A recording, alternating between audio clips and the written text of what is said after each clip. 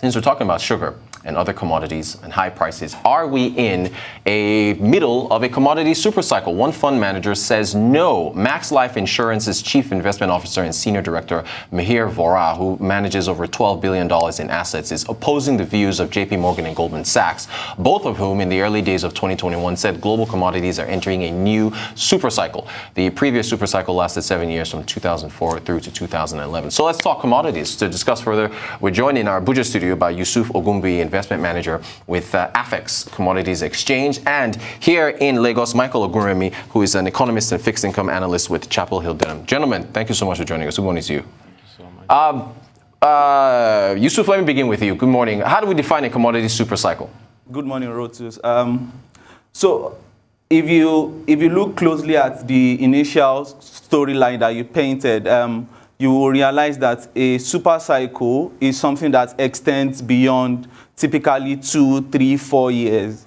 So you can have a bullish run where commodity prices are rallying significantly over a period of time, but it's not a super cycle until it extends beyond typically 2, 3, or 4 more years ahead. So, but then there are some other fundamentals that backs up a super cycle.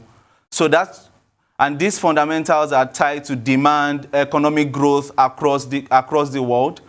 And these are the things that you typically need to say you are in a super cycle. So you have price rallying over a period of time, but this rally is backed up by significant demand as well. Significant and sustainable demand. Great stuff. Thank you for that, Yusuf. Michael, what is the impact for economies when you've got commodity prices climbing like that? Okay, so I believe that when you have, a commodity price rally, it's actually a good one for, countries that export those commodities. I'd give you a very good instance. There is this positive correlation we have, between oil prices rallying and then the performance of the economy. And when you look at, a couple of, African countries that are, mono-resource dependent, when they experience some sort of, commodity rally, they sort of have this impact, positive impact, on the way their economy sort of turns out. So overall, I think there's this, though not a one-to-one correlation, but there is this positive, correlation between commodities prices rallying and how economies perform. Great stuff. Thanks. So, Yusuf, based on the definition, are we in one right now, or do you agree with Mihir, who's saying that no, we're not? Actually, I'm of the opinion that we are not in a super cycle because if you look at the trajectory we are in, the reason you have so much rally in the prices is because you have pent-up demand because of the pandemic, because of the lockdowns.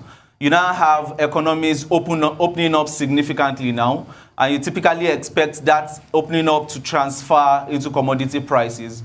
If you look at the global growth, it's still nowhere near what we had during the last super cycle. There isn't any major economic growth spot in the world now. So you would expect that to happen before you see a super cycle. And because we don't see these fundamental supports, we expect this rally to plateau at some point and not fall into a super cycle. Thanks, Yusuf. Michael, are emerging markets emerging markets, are they more dependent than ever on commodities, at least commodity? Well, you know what? The factual name commodity dependent economy says that they are, but exactly. But yeah, so are they? Even more than ever before? It's a fair question, to be honest. I'd say largely yes.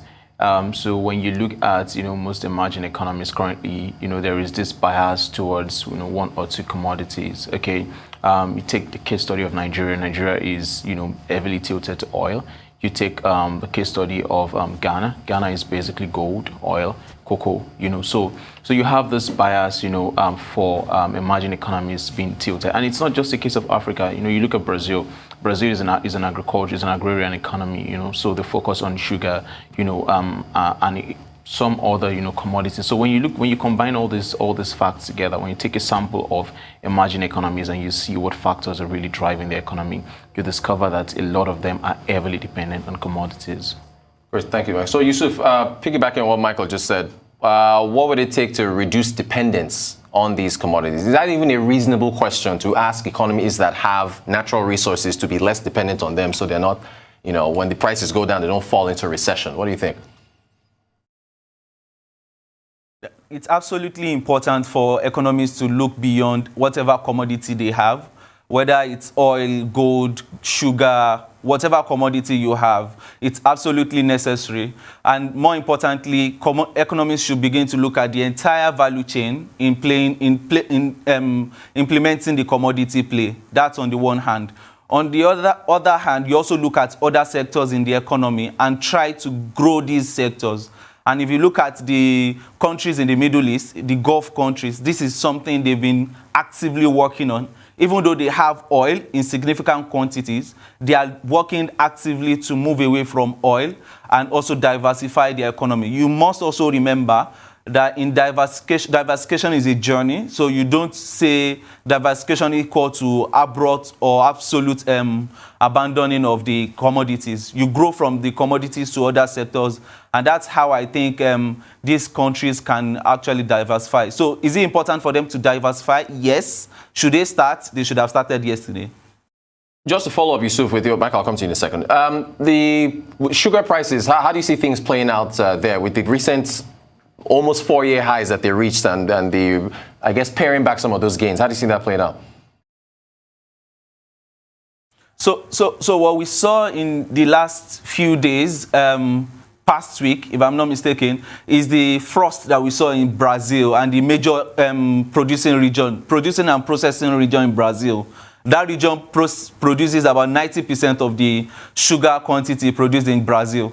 So you then see that there's a huge production risk there. And that was what the investors rallied on, with the expectation that that would affect production.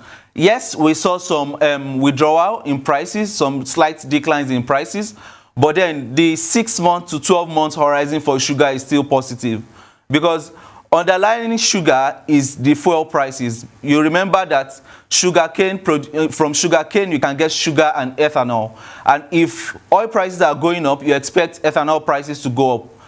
If ethanol prices are going up, that increases the incentive for producers to produce more of ethanol than sugar. And currently, the ethanol sugar mix is about 54% to ethanol and 46% to sugar. So if you look at that mix, you will see clearly that the next 6 to 12 months for sugar is actually positive. But then the question is, will we cross the highs we've seen so far? You can't really say. But then it's still positive for sugar on a global scale. Great stuff. Thank you, Yusuf. I want to move to shale, actually to oil now. What do you make of shale producers saying they're not quite ready to drill more, despite the fact that crude oil prices are rising? It's an interesting game when you look at it. I believe the consideration for the drillers is the fact that, if they decide to go ahead and drill more right now, the current bullish run that we have, in oil prices, are they going to be able to, rein in on that gain? And I'd give you a very good scenario. So you have a driller drilling, quite a significant amount of oil. They have to store it, as oil inventories, but there is this uncertainty about what price are they going to sell it in the future. So he decides to go, get into a future derivative and oil future derivatives, pick an edge in price, but he's not certain what happens to the price. So let's say he decides to sell in another 1 year and the price has risen. He's effectively losing on that edge. So I think that's exactly the analysis, they are considering, to say they don't really want to drill more, because if they do decide to drill more, they really want to be making enough gain, because of the fact that, there is this uptick in oil price right now, and it's difficult to actually go into, a perfect edge. Thanks, Michael. Yusuf, how do you see the OPEC plus tussle playing out between Saudi Arabia and the UAE? So for the Saudi Arabia UAE's part that we are beginning to see emerge, it's actually fundamental, and it's showing that each country in the Middle East, notwithstanding whatever alliance they've had over the years, is beginning to chart its own pathway by herself. So, and that's what we are seeing between UAE and Saudi Arabia. For a long time, UAE led the way and was interested in diversification opening up the economy and making it more accommodating for foreigners. Saudi Arabia was a lot more conservative at that point. But with the advent of Mohammed bin Salman, MBS, you realize that Saudi Arabia is now pursuing a similar strategy, open up the economy, make it more accommodating to investors, and try to diversify the economy. And if you are pursuing a similar strategy with your neighbor, there's a likelihood that this kind of challenge will come up. What we then expect is the geopolitical mix, the geopolitical game that will be played here is to look at things from a broader perspective rather than from a Saudi versus UAE perspective. So Saudi Arabia and UAE will need to define how they interact moving forward in such a manner that they don't destabilize the security that we've seen for a long time between these countries, and then the entire region doesn't fall into a spiral as we've seen on a number of occasions. So they need to actually chart out how they will interact moving forward. But it's structural. We expect it to happen as both countries pursue development. Thanks, Yusuf. Michael, we want to chime in. What do you make of what's happening between the two parties there? Okay, so to be very honest, I think it's a mix of politics and economics, right? So in terms of politics, both countries are trying to say who rules the Middle East.